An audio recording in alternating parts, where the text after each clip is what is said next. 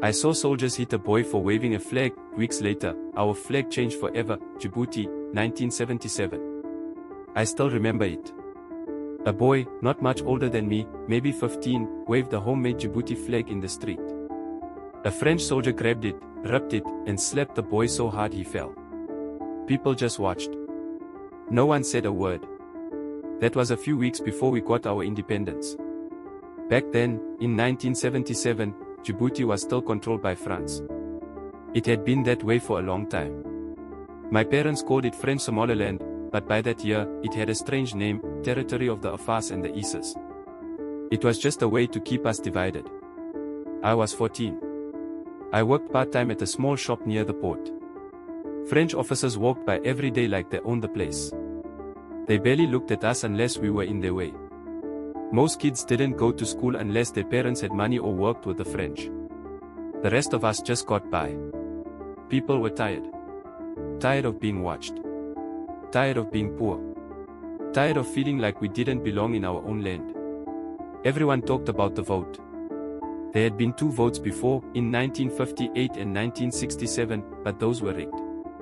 Everyone knew it. This one felt different. I remember the night before June 27th.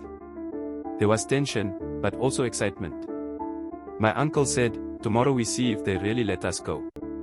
He had been arrested once for speaking against the French. The next morning, people filled the streets. They sang, danced, shouted.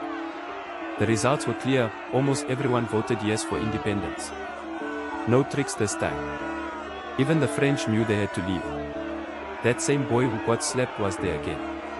This time, he held the same flag, fixed with stitches, and waved it with both hands. No one stopped him.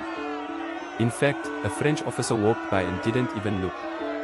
Later that day, they raised a new flag, blue, green, white, and a red star. People cried. I didn't understand all the politics, but I knew something big had changed. The streets felt different. We felt like people again. Our first president, Hossein Gaold Abtedon, gave a speech. He had been jailed before for standing up to the French.